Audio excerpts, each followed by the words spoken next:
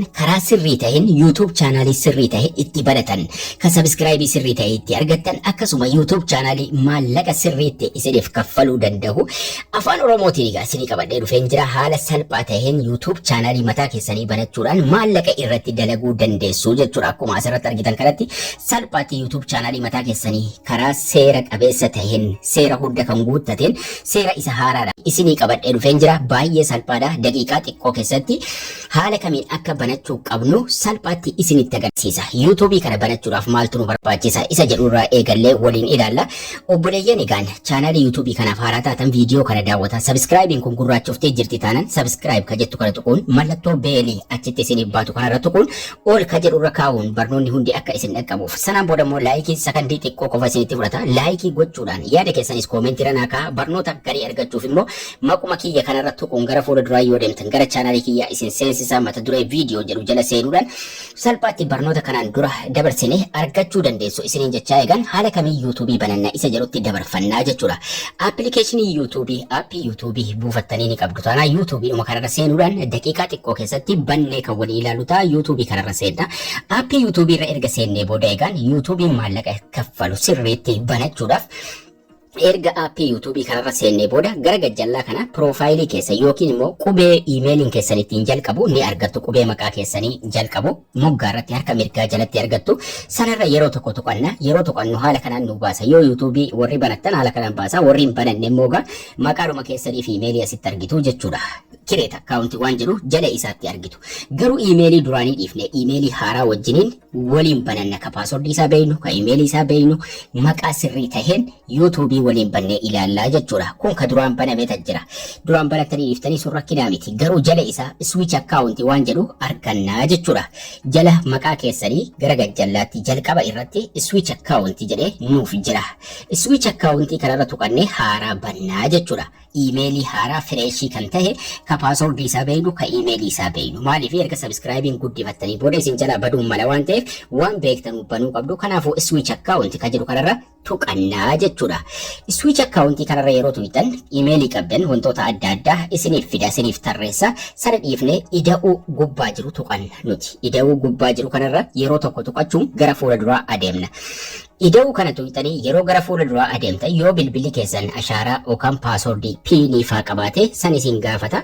Piinii san paaswordii san itti guutuun gara fuula duraa adeemtu jechuudha. Haaraa akkaawuntii haaraa itti ida'achuuf deemna waan ta'eef gara fuula duraa nu geessuun sign with your Google account nuun jedha. Nuti garuu haaraa barbaanne waan ta'eef create account ka jedhu kanarra yeroo tokkicha tuqanna. Gmail account, email account haaraa wajjin banuu barbaanna waan ta'eef create kana yeroo tuqne haala kanaan nu baasa. For my personal use mataa kiyyaaf fayyadamuu barbaada ka jedhu ka jalqabaa kanarra tuqannaa jechuudha. Ka jalqabaarra tuqannee yeroo gara fuula duraa deemnu create a Google account, enter your name nuun jedha. Maqaa keessan fi maqaa abbaa itti katabattu. Feetan maqaa YouTube ittiin banachuu deemaa jirtanis galchuu dandeessu. Maqaa YouTube yeroo fayyadamtan waan namni fayyadame hin fayyadamina. Fakkeenyaaf maqaa kiyya Adil jedhee gubbaatti galche username waan barbaanne galchinaa jechuudha. Surname keenya optionaliidha, waan feene galchina. Adil tutorial waan feene jedhee barreessuu ni danda'a jechuudha. Adil app whatever waan barbaanne finne achitti katabnaa jechuudha. Maaliifuu Adil Abdul haa jedhu maqaa kiyya fi maqaa abbaa gubbaatti galchinee neekistii tuqanna. Maqaa keenyaaf maqaa abbaa gara gajjallaatti bakka lamatti katabannaa neekistii tuqannaa jechuudha. Neekistii tuqannee yeroo gara fuula duraa adeemnu namoonni baay'een dogoggora dalayduu bakka kanarratti waa afurtu guutama. Guyyaa dhaloota, ji'a keessa dhalanne, bara dhalootaatu guutama. Guyyaa dhaloota, ji'a akkasuma baraa fi saala waa afur guunnaa jechuudha fuula kanarratti. Sanaan ala gara fuula duraan nu dabarsu. Umurii keessa waggaa 18 ol gochuu qabdu bara irratti.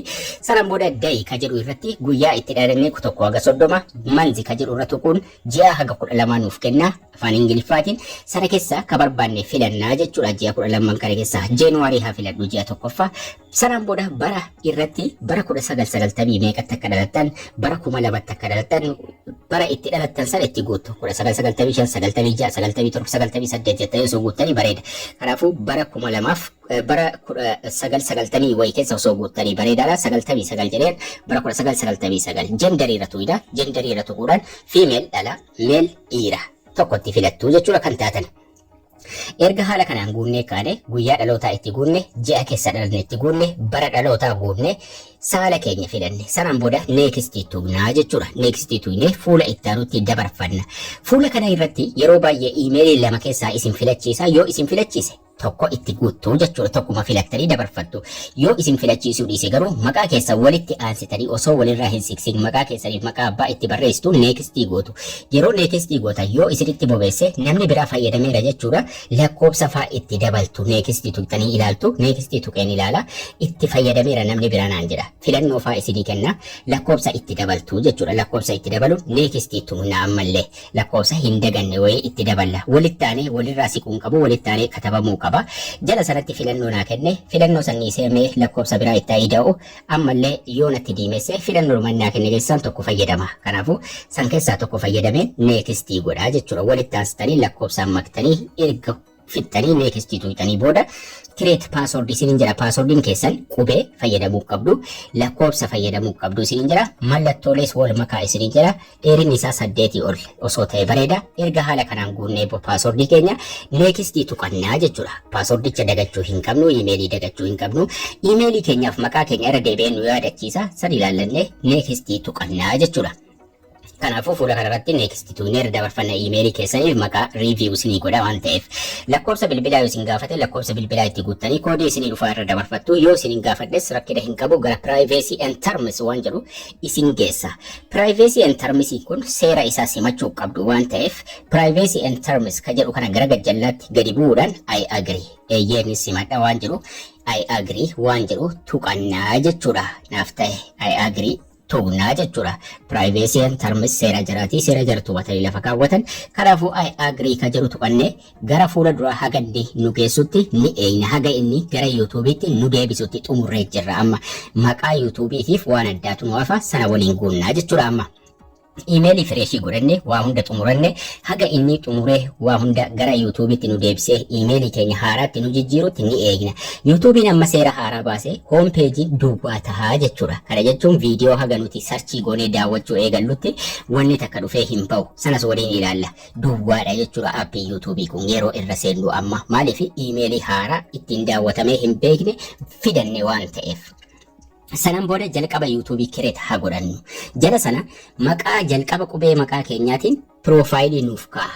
Kanaafuu jalqaba qubee keenyaa sanarra yoo ka jettu kanarra tuqanna yeroo tokko jechuudha. Yeroo irra tuqne your channel silaa ka jedhu kireet channel nuun jedha jala maqaa keenyaatti. Kireet channelii sanarra tuqannaa jechuudha. Yookaan immoo maquma keenya sanarra tuqachuun gara fuula duraa adeemna. Kireet channel isii jettu kanarra yookaan maqaadhuma keenyarra tuqannee gara fuula duraa adeemna. Piroofaayilii bakka irra kaaniif maqaa irraa jijjiiratan nuuf fida. Aadil Abdul fuula duraa mallattoon qalamaa ni jirti. Mallattoo qalamaa sanarra tuqeen Aadil Abdul ka jedhu irraa balleessee Aadil aappii haa godhu. Barnoota irratti dabarsaa waan ta'eef Aadil app haa jedhuuni. Aadil aappii godheen seevii godhannaa jechuudha. Aadil app godhee amma save ka jedhu gubbaa jira. Savein tuqadha. Kun maqaa YouTube'ii keenyaati. Ka sarchiin bahu kan namni ittiin nu beeku jechuudha. Handle ka jettu sanas irraa haqeen Aadil Abdul yoo qabamee jiraate qabamee yoo hin qabamne garuu Aadil Abdulii save godhee ilaala. Inni nuuf hima qabamuuf dhiisuu isaa yeroo isin save tuutan qabameera nuun jedha. Kanaafuu lakkoofsa tokko itti dabalee ilaala. Aadil Abdul lakkoofsa tokko seevii haa godhu. Hin qabamne Aadil Abdul lakkoofsa tokko godhadhe xumurree jira. Maqaatti godhanne handilii sirreeffanne kireet chaanal ka jedhuun tuqaa ammaa jechuudha. Kireet chaanal yeroo tuqne kallattiidhumaan kireetiin chaanaliin keenya nuuf banamee jira amma. Chaanalii haaraa bananne for you kanarra tuqanna. Kireet chaanalii ka ture amma your channel tahee jira. Gara channel keenya maquma keenyarra tuquun gara fuula duraa deemna. Viidiyoo create ka jedhu tuquun viidiyoo maxxansina.